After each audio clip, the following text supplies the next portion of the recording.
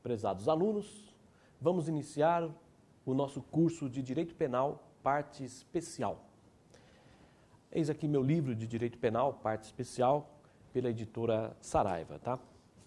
Vejam só, o Código Penal é dividido em duas partes. A parte geral, que vai do artigo 1º ao artigo 120, e a parte especial, que vai do artigo 121 ao artigo 359-H. Então vejam só, a parte geral não define crimes. A parte geral não contém normas incriminadoras. A parte geral, ela abrange estudo de normas penais não incriminadoras. A parte geral compreende o estudo da aplicação da lei penal, da teoria geral do crime, culpabilidade, punibilidade, concurso de pessoas, etc. Portanto, na parte geral do Código Penal, só há normas não incriminadoras. As normas não incriminadoras podem ser de 4 categorias. Primeira, normas permissivas. Normas permissivas são aquelas normas que autorizam a prática de um fato típico. São aquelas normas que prevêem a licitude de um comportamento normalmente criminoso. Exemplo.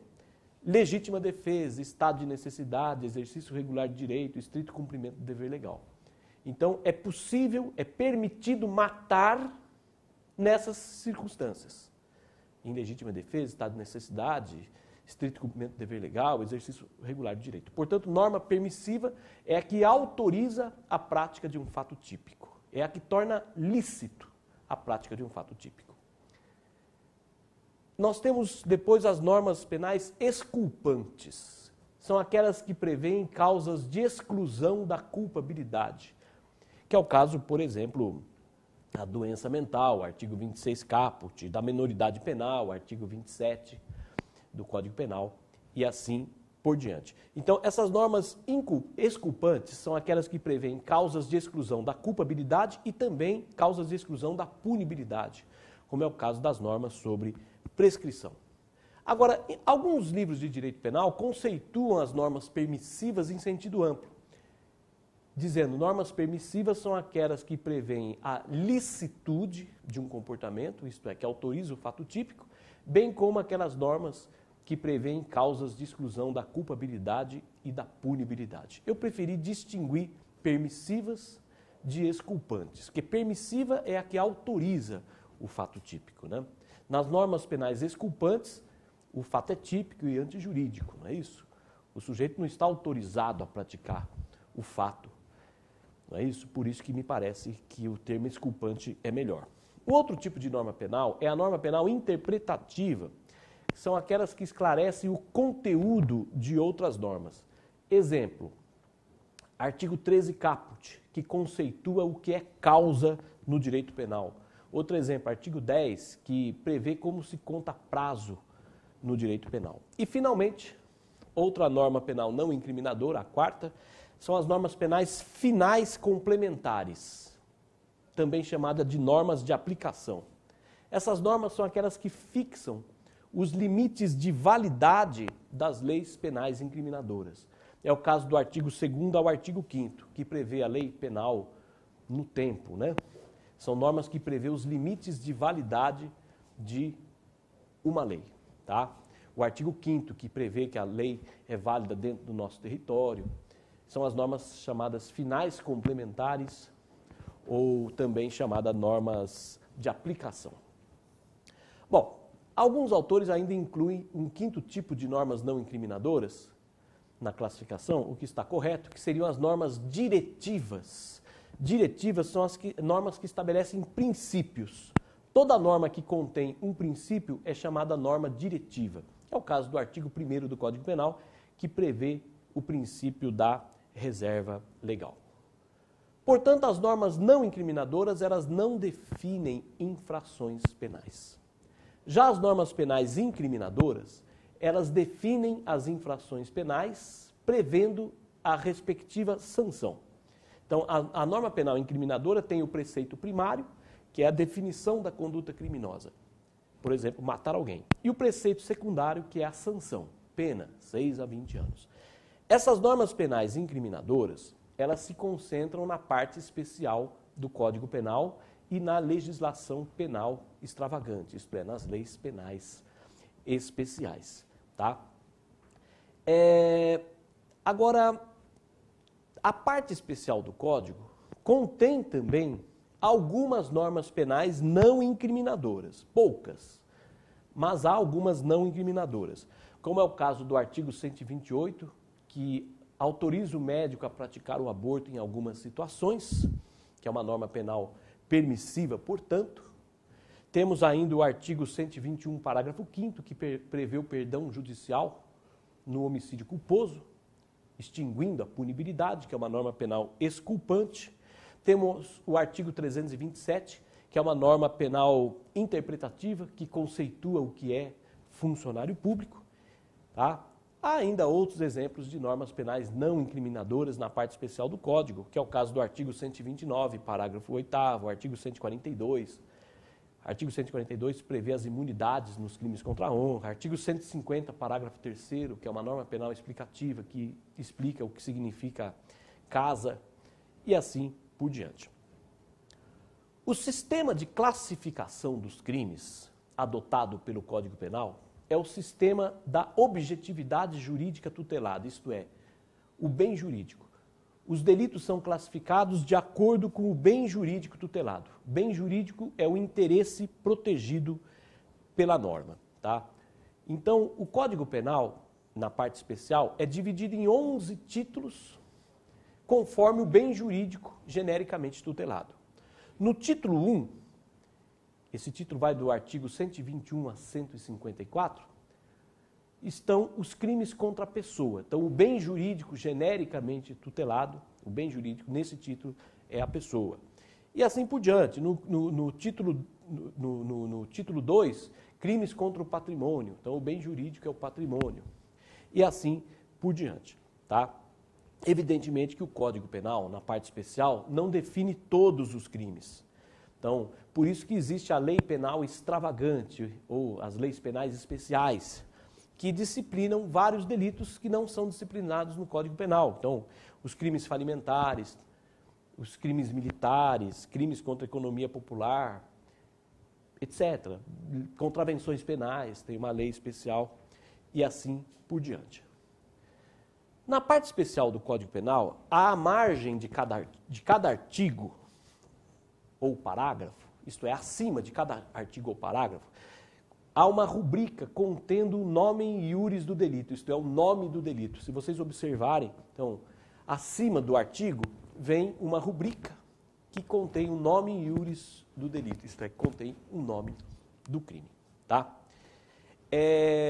Então, se perguntarem o que é a rubrica no direito penal, rubrica no direito penal é o nome do crime que vem acima de cada artigo ou de cada parágrafo. Tá? Bom, nós vamos iniciar o estudo, evidentemente, pelo título 1, que cuida dos crimes contra a pessoa. Tá? Então, artigos 121 a 124. O bem jurídico genericamente tutelado é a pessoa. Mas, evidentemente, que a pessoa contém bens jurídicos específicos. Então, nós temos a vida da pessoa, a integridade da pessoa, a honra, a liberdade. Então, cada bem jurídico específico é classificado num parágrafo. Então, no título, há o bem jurídico genérico, crimes contra a pessoa. Daí, os títulos são divididos em capítulos. No capítulo, o bem jurídico específico. Então, os crimes contra a pessoa têm essa divisão no Código Penal. Então, título 1, crimes contra a pessoa. Daí vem o capítulo 1. Capítulo 1, crimes contra a vida da pessoa. Artigos 121 a 128. Capítulo 2, lesões corporais. Artigo 129. Capítulo 3, periclitação, perigo, né? À vida ou à saúde da pessoa. Artigo 130 a 136. Capítulo 4, a rixa, crime de rixa. Artigo 137. Capítulo 5, crimes contra a honra, artigos 138 a 145. Capítulo 6, crimes contra a liberdade individual, artigos 146 a 154.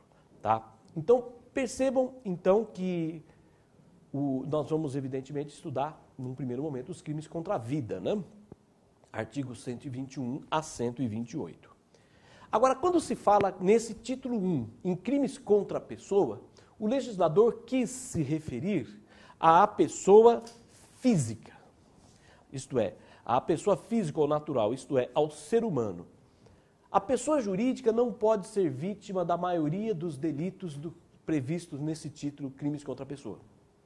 É evidente que a pessoa jurídica não vai poder ser vítima de homicídio, de lesão corporal, de aborto, etc. Agora, nesse título 1, excepcionalmente, a pessoa jurídica pode ser vítima desses delitos, em 3 situações, 3 crimes que a pessoa pode ser vítima de crimes contra a pessoa. Primeiro, difamação, artigo 139. Segundo, calúnia, quando se tratar de crime ambiental, já que a pessoa jurídica pratica crime ambiental, artigo 138. Violação de domicílio, artigo 150. E tem mais um 4º crime que a pessoa jurídica pode ser vítima aí. Violação de correspondência, artigo 151. Fora esses delitos, a pessoa jurídica não pode ser vítima de crimes contra a pessoa. Mas é evidente que ela pode ser vítima de crimes contra o patrimônio e outros delitos ainda previstos no Código Penal. Bom, vamos iniciar então o estudo dos crimes contra a vida, que é o capítulo 1 do título 1 da parte especial do Código Penal. Então, nesse capítulo 1, estão os crimes contra a vida, que são 4 os crimes classificados como sendo contra a vida: homicídio, participação em suicídio, infanticídio e o aborto, artigos 121 a 128. Então, nós temos o homicídio e o infanticídio, onde se tutela a vida extrauterina, e o período de transição da vida intrauterina para a vida extrauterina, isto é, a partir do início do parto já há infanticídio ou homicídio. Depois nós temos o aborto, que protege a vida intrauterina. E temos a participação em suicídio, que protege a vida extrauterina. Então, os bens jurídicos protegidos. No homicídio e infanticídio é a vida extrauterina e o período de transição da vida intra para a vida extrauterina. Esse período de transição vai do início do parto até o nascimento. Então, nesse período já há infanticídio ou homicídio. No crime de participação em suicídio, tutela-se a vida extrauterina e no crime de aborto, tutela-se a vida intrauterina. Nesses delitos contra a vida, o juiz natural é o órgão jurisdicional previsto na Constituição Federal para julgar determinados delitos. O juiz natural para julgar os crimes dolosos contra a vida e os conexos é o Tribunal do Júri ou Tribunal Popular, tá? Que é um tribunal soberano, artigo 5º, inciso 38 da Constituição Federal. Portanto, o júri julga tão somente esses crimes dolosos contra a vida, consumado ou tentado: homicídio, participação em suicídio, infanticídio e aborto. E os crimes que são conexos a esse. Então, um homicídio conexo com o estupro vai a júri também. O único crime contra a vida previsto neste capítulo, que não é julgado pelo tribunal do júri, é o homicídio culposo. Artigo 121, parágrafo 3º do Código Penal. Vejam só, há alguns homicídios, porém, que não vão a júri. Por exemplo, homicídio contra o presidente da República. Quem julga é o Supremo Tribunal Federal. Então, nos casos de competência ratione persona, exclui a competência do júri, que é o caso, por exemplo, de um homicídio contra o presidente da República. Também, um homicídio militar, quando for crime militar, é julgado pela justiça militar ou justiça castrense. Homicídio militar é o praticado pelo militar contra militar. Militar contra militar, quem julga é a justiça militar e não o tribunal do júri. Porque se o militar pratica um homicídio contra civil, daí esse crime já não é militar. Se o militar pratica homicídio contra civil, é um crime do Código Penal de homicídio, é julgado pelo tribunal do júri, portanto. Tá? Nós temos ainda os delitos pluriofensivos. Delitos pluriofensivos são aqueles que lesam simultaneamente mais de um bem jurídico. Esse é o crime pluriofensivo. Ele ofende mais de um bem jurídico. É o caso do latrocínio, que é o roubo seguido de morte. Ele ofende o patrimônio e ofende a vida. Então, outro exemplo, extorsão mediante sequestro seguida de morte. Artigo 129, parágrafo 3º, que é o crime mais grave do Código Penal. Pena mínima, 24 anos, nesse crime de extorsão mediante sequestro seguida de morte. É uma extorsão mediante sequestro, mais a morte, mais o homicídio. Não é isso? 159, parágrafo 3º. O homicídio é absorvido. Então, o homicídio é absorvido pelo latrocínio. O sujeito vai responder tão somente pelo latrocínio. O homicídio é absorvido pela extorsão mediante sequestro seguida de morte, porque já funciona como qualificadora desses delitos. Então, nesses dois delitos, que são pluriofensivos, extorsão mediante sequestro seguido de morte ofende o patrimônio e também a vida, né? Além de ofender a liberdade. Pois bem, latrocínio não vai a júri, ainda que a morte seja dolosa, porque latrocínio está classificado no Código Penal como crime contra o patrimônio e não como crime contra a vida. Portanto, não vai a júri. Extorsão mediante sequestro seguida de morte, ainda que a morte seja dolosa, também não vai a júri, porque está classificada no Código Penal como crime contra o patrimônio. Está no artigo 159, parágrafo 3º, tá? Que prevê os crimes contra o patrimônio. Bom, ainda falando sobre os crimes contra a vida, vale lembrar que a Constituição Federal proíbe a pena de morte. Artigo 5º, inciso 47 da Constituição Federal. A pena de morte é proibida, a pena de morte é o capital, salvo no caso de guerra externa. Tá? No caso de guerra externa, a pena de morte pode ser imposta por tribunais militares. Tá? Agora, os crimes devem ser cometidos em tempo de guerra externa. Os crimes que geram a pena de morte estão previstos no Código Penal Militar. Por exemplo, crime de traição, crime de favorecimento do inimigo, etc. Tá? Agora, toda vez que se aplica uma pena de morte, teoricamente, né, porque o Brasil não está em guerra há muito tempo, então a pena de morte é uma figura decorativa, mas quando se aplica uma pena de morte, tem que comunicar ao presidente da República, porque o presidente da República tem 7 dias para conceder a graça ao criminoso, isto é, para perdoar o criminoso. Portanto, a pena de morte não pode ser imposta imediatamente. O Tribunal Militar aplica a pena de morte, comunica o presidente da República que pode perdoar o criminoso em 7 dias. Agora, excepcionalmente, a execução da pena de morte pode ser imediata, isto é, nem comunica o presidente. Quando ela é imposta em zona de operações de guerra. Daí, no caso, se o interesse militar exigir, daí aplica-se imediatamente a pena de morte, quando imposta em operação de guerra e o interesse exigir a imediata aplicação. O direito à vida, como qualquer outro direito, é um direito relativo. Embora a Constituição assegure a inviolabilidade do direito à vida, no artigo 5º, nenhum direito é absoluto. Até o direito à vida pode ser licitamente, isto é, legalmente sacrificado. Tanto é que o Código permite que se mate em legítima defesa, em estado de necessidade, exercício regular de direito e estrito cumprimento do dever legal. Artigo 23 do Código Penal. O direito à vida é ainda um direito indisponível, tá? Logo, não se pode renunciar ao direito à vida. Portanto, o homicídio existe ainda que a vítima consinta, ainda que a vítima peça para morrer.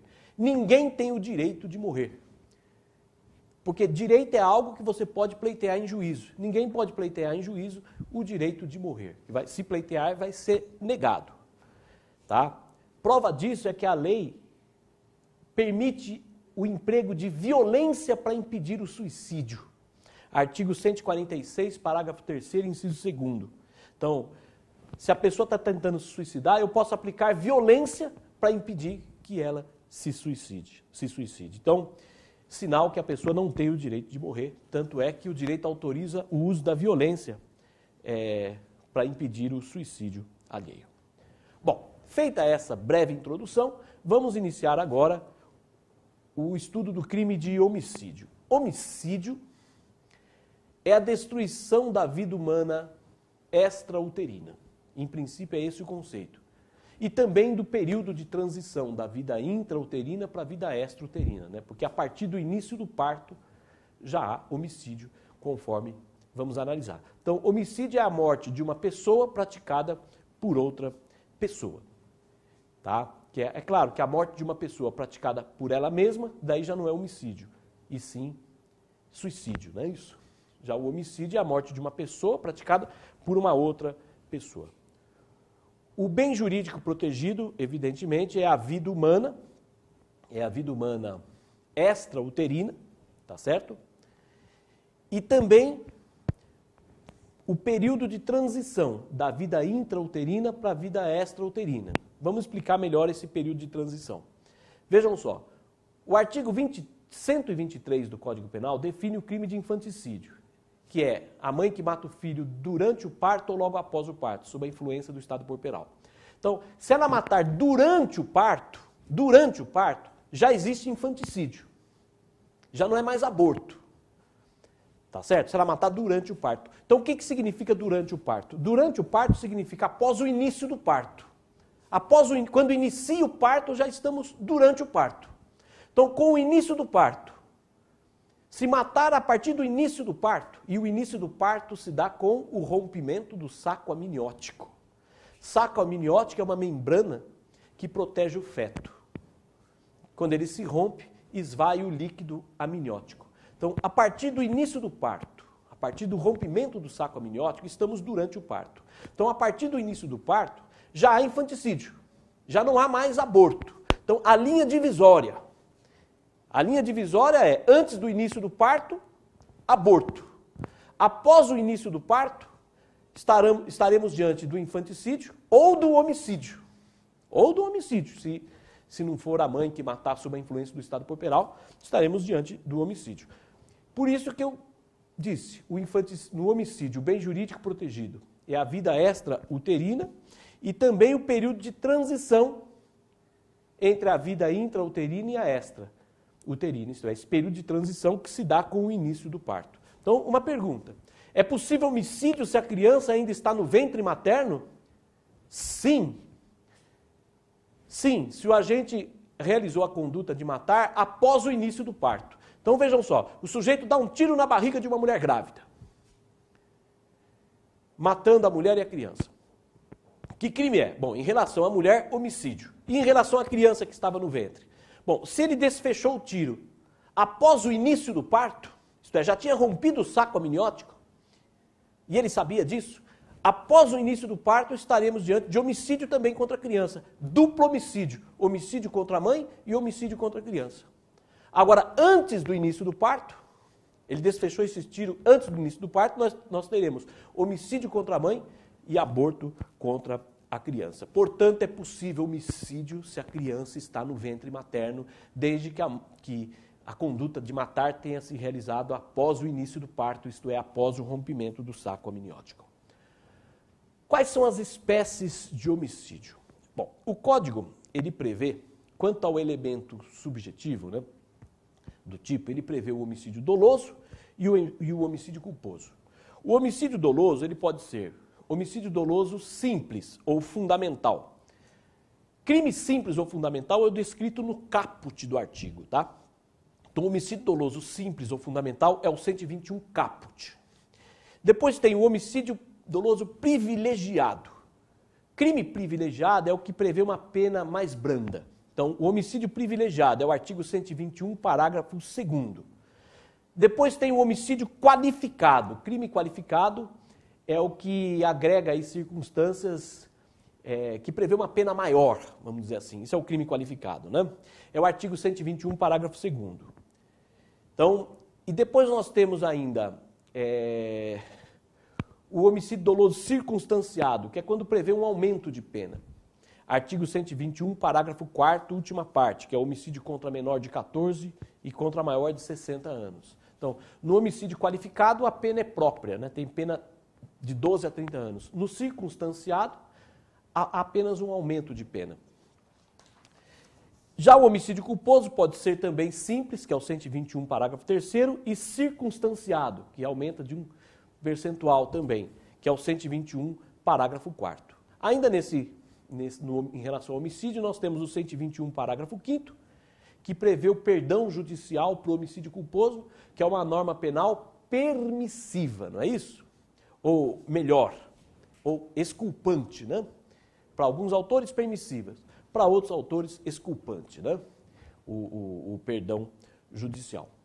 Finalmente, nós devemos lembrar que a Lei 8.930 de 94 considera o homicídio crime hediondo em duas situações, né? Quando for homicídio qualificado, ele é hediondo, que é o 121, parágrafo 2º, é crime hediondo, e também é crime hediondo o homicídio cometido em atividade típica de grupo de extermínio, ainda que cometido por um só agente. São os dois homicídios hediondos que nós vamos analisar mais adiante. Então, eis a classificação legal do homicídio, né, que nós vamos abordar. O sujeito ativo do crime de homicídio. Bom, o homicídio é um crime comum. Crime comum ou geral é aquele crime que pode ser cometido por qualquer pessoa. Isto é, não se exige nenhuma qualidade especial do agente. Qualquer pessoa pode cometer homicídio. Lembrando que se o agente for militar e a vítima também militar, daí o homicídio é regido pelo Código Penal Militar, não vai a júri. Mas se a vítima for civil, daí o homicídio é o do Código Penal, logo irá a júri. Tá? Interessante questão aí com relação ao homicídio é a questão dos chifópagos. Chifópagos são os gêmeos ligados um ao outro, aqueles irmãos siameses, né? Chifópagos. São duas pessoas, são duas cabeças. É claro que se eles em conluio praticarem um homicídio, os dois serão condenados. Agora imaginemos que um pratique o homicídio contra a vontade do outro ou sem o outro perceber. Estão andando na rua, de repente o chifópago A dá um tiro e mata alguém. E aí, como ficaria a questão? O penalista italiano Manzini diz o seguinte, diz que esse chifópago que cometeu o crime contra a vontade do outro, esse chifópago tem que ser absolvido. Tem que ser absolvido porque é melhor absolver um culpado que condenar um inocente. Tendo em vista que não é possível os dois cumprirem a pena separadamente, não é isso? Que eles não são obrigados a se separarem por cirurgia. Então, se eles não concordarem em fazer a cirurgia, teria que absolvê-los, absolver o que cometeu o crime, de acordo com Manzini, tendo em vista que um deles é inocente.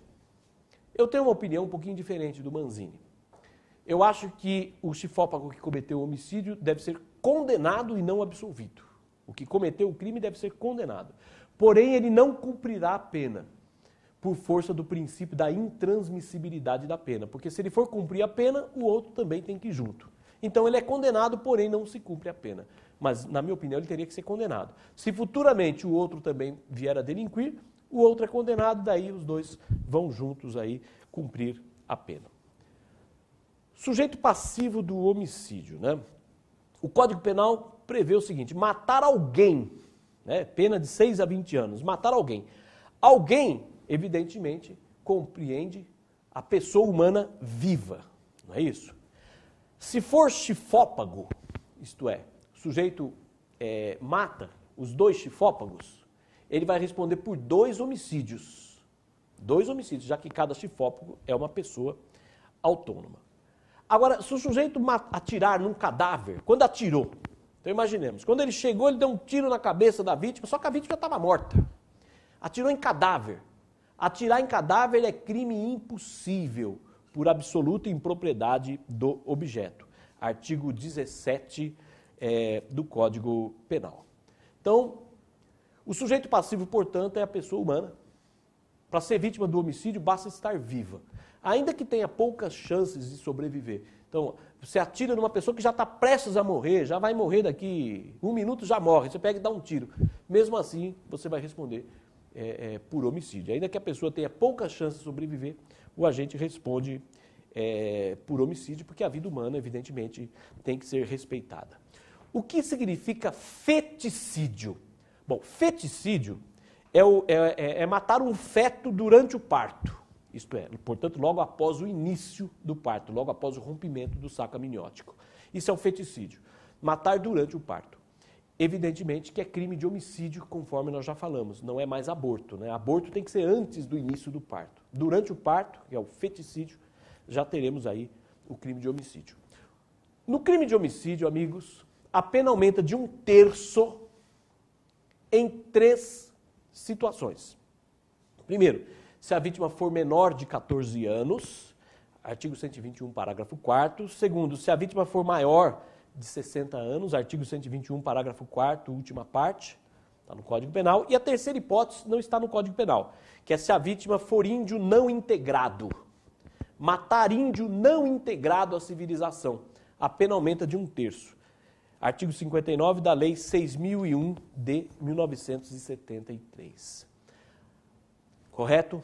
Então, a propósito, o crime praticado por índio ou contra índio, a competência é da Justiça Estadual e não da Justiça Federal, tá? Crime praticado por índio ou contra índio, a competência é normal da Justiça Estadual. Agora, temos também o homicídio praticado aí contra o presidente da República, presidente do Senado, ou presidente da Câmara dos Deputados, ou presidente do Supremo Tribunal Federal. Este homicídio é crime contra a segurança nacional, tá? Então, artigo 29 da Lei 7.870 de 1983. No homicídio, o núcleo do tipo é o verbo, tá?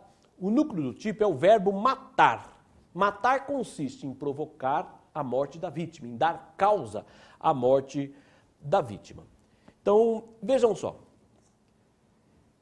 Agora, o que é a morte? Nós temos a morte clínica e a morte cerebral, não é isso? A morte clínica é a paralisação definitiva da circulação e da respiração. Morte clínica seria isso, paralisação definitiva dos batimentos cardíacos e cessação da respiração. A morte clínica por si só não é morte. Isto é pacífico. Morte clínica por si só não é morte. Depois nós temos a morte cerebral. A morte cerebral, cérebro, né, é o silêncio do cérebro. Essa morte é apurada pela linha reta no exame eletroencefalograma. Porque quando você faz esse exame, sai uns riscos. Agora, quando morreu, vem a linha reta no exame eletroencefalograma. Tá certo? Agora, a Associação Médica Mundial reconhece que nenhum critério isolado deve ser aceito. Portanto, a morte tem que ser apurada aí pelo médico, né, que vai analisar. Agora, a verdadeira morte, evidentemente, que é a morte cerebral do tipo encefálica, né, que é o silêncio total aí do cérebro. Essa é a morte adotada aí pela legislação brasileira. Tanto é que, a partir da morte encefálica, já é possível retirar os órgãos do corpo humano para fins de transplante, evidentemente, se houver autorização, né?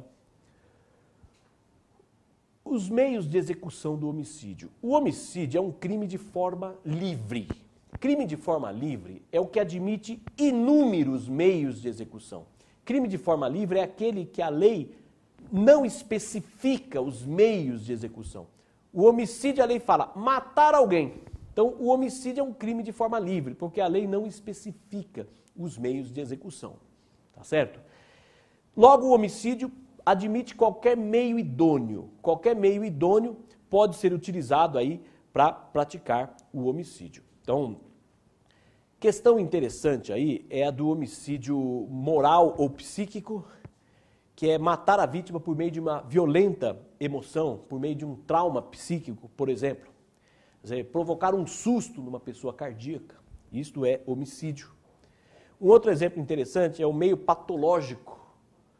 Homicídio patológico é aquele provocado por meio da transmissão de um vírus letal. É homicídio. Agora, essa questão, surge então a questão do vírus da AIDS, o vírus HIV. O o portador do vírus HIV que dolosamente transmite o vírus para uma outra pessoa, seja por meio de uma seringa, seja por meio de relações sexuais. Se ele transmite o vírus para uma outra pessoa. Bom, uma primeira corrente entende que é homicídio consumado, se a vítima morrer, ou tentado, se a vítima não morrer, porque a AIDS é uma doença que tem potencial para matar. Então, seria homicídio consumado ou tentado, conforme a hipótese, né? Já uma segunda corrente entende que o crime é de lesão corporal gravíssima. Artigo 129, parágrafo 2º, inciso 2 do Código Penal, porque a AIDS não teria mais essa potencialidade letal, tá? Já que a medicação evoluiu, aí, o tratamento da doença.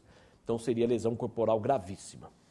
Ora, me parece que se o agente proceder com ânimos necandi, isto é, com vontade de matar, me parece que o correto é considerar, sim, como sendo crime de homicídio. O meio de execução do homicídio ainda pode ser negativo, que é o chamado homicídio por omissão. É o caso da mãe que dolosamente deixa de alimentar o próprio filho, permitindo que ele morra de desnutrição. Então, o homicídio por omissão. Detalhe, o homicídio por omissão é um crime próprio, não é crime comum. É um crime próprio porque só pode ser cometido por pessoa que tem o dever jurídico específico de impedir o resultado. Não é qualquer pessoa que comete o crime de homicídio por omissão. O dever jurídico de impedir o resultado está previsto no artigo 13, parágrafo 2º do Código Penal. Somente essas pessoas é que podem cometer o crime de homicídio por omissão. Então, surge a questão interessante. Imaginemos o seguinte, a vítima sofreu uma picada de cobra. Ela está morrendo ali, está agonizando. E o médico omite socorro. E a vítima acaba morrendo. Que crime o médico cometeu? Homicídio ou omissão de socorro? Depende. Se o médico tinha o dever jurídico específico de impedir o resultado, é homicídio. Por exemplo, é um médico que a família chamou, um médico contratado pela família, um médico que estava de plantão no pronto-socorro, levaram o menino com a picada de cobra lá no hospital, o médico de plantão não deu nem bola. Daí é homicídio. Se for um médico que tinha o dever jurídico específico de impedir o resultado, como nesses exemplos, médico contratado pela família, médico plantonista ali do hospital, é homicídio. Agora, se for um médico que não tinha vínculo nenhum ali com a pessoa, estava passando de carro lá, viu o menino picado de cobra e não tomou providência nenhuma, daí o crime é de omissão de socorro. Embora o médico, pelo Código de Ética, sempre deva socorrer o próximo, o Código de Ética não é uma lei, não é isso? Então ele violou um dever moral, tá? Violou um dever moral. Logo, é omissão de socorro. Outra questão interessante é a questão do homicídio praticado com disparo de arma de fogo. O crime de disparo de arma de fogo, ele vai ser absorvido. Esse crime de disparar arma de fogo é absorvido porque já é meio de execução do homicídio. Então, é absorvido pelo princípio da consunção. Agora, o sujeito que comete um homicídio por meio de disparo de arma de fogo, o crime de disparo é absorvido. E o crime de porte de arma? O crime de porte de arma, como ficaria? Uma primeira corrente, é absorvido também. O crime de porte de arma também é absorvido pelo homicídio, porque o crime mais grave absorve o menos grave. Uma segunda corrente diz, depende. Se ele portou a arma especificamente, exclusivamente para cometer o homicídio, então ele adquiriu a arma e portava a arma com essa finalidade específica de matar alguém, daí o porte de arma é absorvido, porque existe uma relação de meio e fim específico. Existe uma relação de progressão criminosa, já que ele adquiriu a arma especificamente com essa finalidade. Agora, se ele portava a arma sem esta finalidade de matar, e por ocasião de algum fato ele resolveu matar, mas o porte não foi especificamente para matar, daí entende-se que haverá concurso material entre o crime de porte de arma e o crime de homicídio.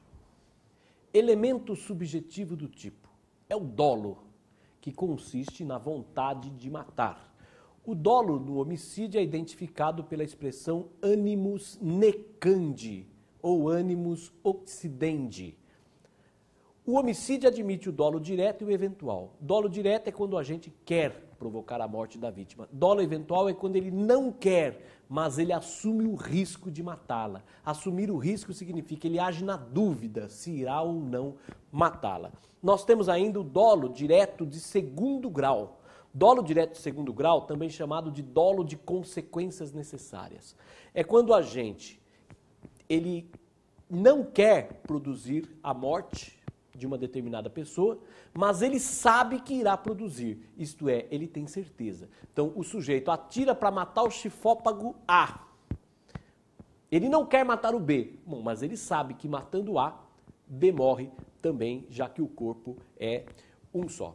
Então, o sujeito coloca uma bomba no avião para matar só o piloto.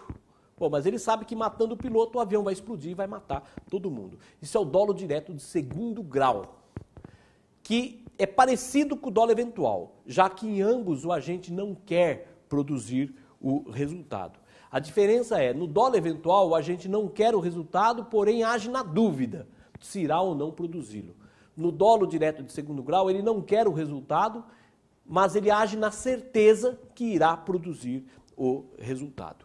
Vale lembrar ainda que no homicídio, o dolo é genérico. Dolo genérico é quando o tipo penal não especifica a finalidade do fato criminoso. A lei fala matar alguém. A lei não fala matar alguém para assegurar alguma coisa ou para o fim de fazer alguma coisa. Matar alguém. Portanto, no homicídio é o dolo genérico, já que o tipo penal não exige uma finalidade especial aí. Agora, há um homicídio cujo dolo é específico. Isto é, que o tipo penal exige a finalidade específica aí. O fim de agir. É o artigo 121, parágrafo 2º, inciso 5º, chamado homicídio conexional, que é matar alguém para o fim de assegurar a execução, ocultação ou impunidade ou vantagem de outro crime.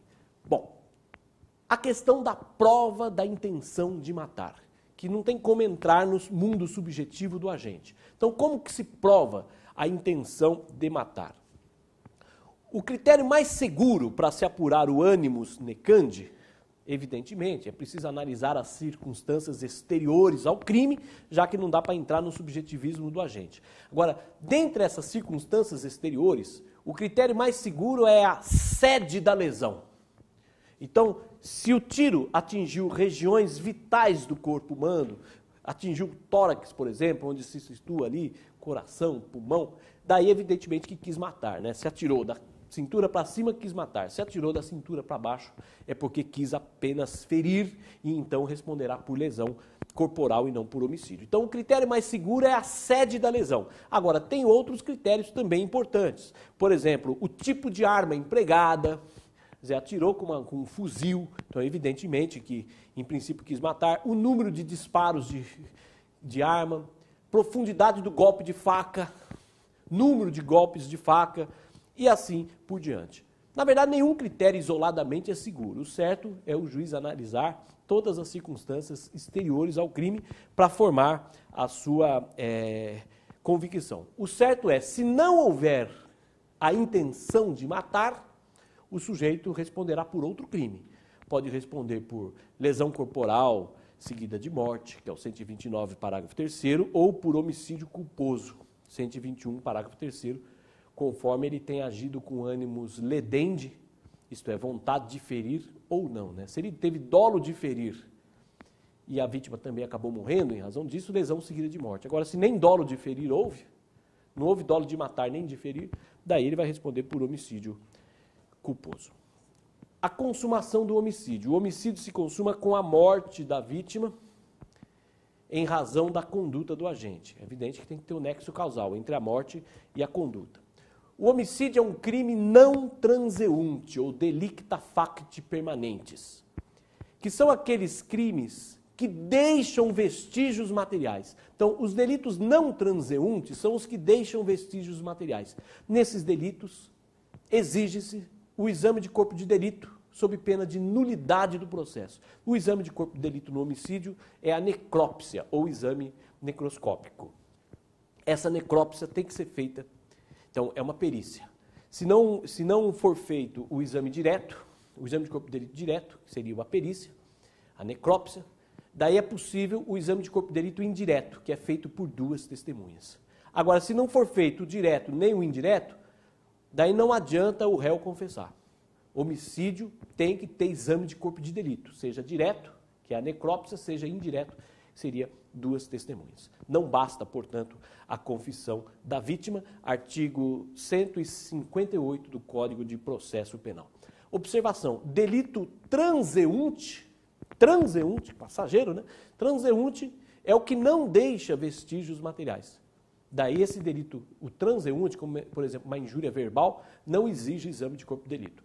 Porém, o homicídio é um delito não transeunte, pois ele deixa vestígios materiais, logo é obrigatório o exame de corpo de delito, sob pena de nulidade do processo. A questão da tentativa de homicídio. O homicídio é um crime material, é um crime de conduta e de resultado. Todo crime material admite tentativa, salvo o artigo 122, participação em suicídio, que nós veremos mais adiante. Então é claro que o homicídio admite a tentativa quando o resultado morte não ocorre por circunstâncias alheias à vontade do agente. Agora, como distinguir uma tentativa de homicídio de uma lesão corporal? Bom, a diferença está evidentemente no dolo. Se houver ânimos necandi, vontade de matar, tentativa de homicídio. Se houver ânimos ledende, vontade de ferir, lesão corporal. Bom, e o Ministério Público, ele, na dúvida, ele oferece denúncia pelo crime mais grave, isto é, por tentativa de homicídio, por força do princípio da necessidade da ação penal pública. Portanto, vejam só, no direito penal, vigora, quando se trata de critério de julgar para absolver ou condenar, no momento do julgamento, vigora o indúbio pro réu. No momento do julgamento, na dúvida, absolve o réu. Agora, o indúbio pro societate, na dúvida em favor da sociedade, vigora excepcionalmente em algumas situações. Primeiro, no momento de oferecer ou não a denúncia. Na dúvida, o Ministério Público oferece a denúncia. E oferece pelo mais grave na dúvida. No momento da pronúncia, que é a sentença que remete o réu a júri. Na dúvida, o juiz pronuncia. Na dúvida, o juiz pronuncia, isto é, manda o réu a júri. Alguns autores também entendem que viola o indúbio pro societate no momento do julgamento da revisão criminal. Na dúvida, mantém-se a condenação por força do princípio da coisa julgada. Tá? É isso aí, prezados alunos. Um forte abraço a todos. Até a próxima aula. Continuem estudando aí.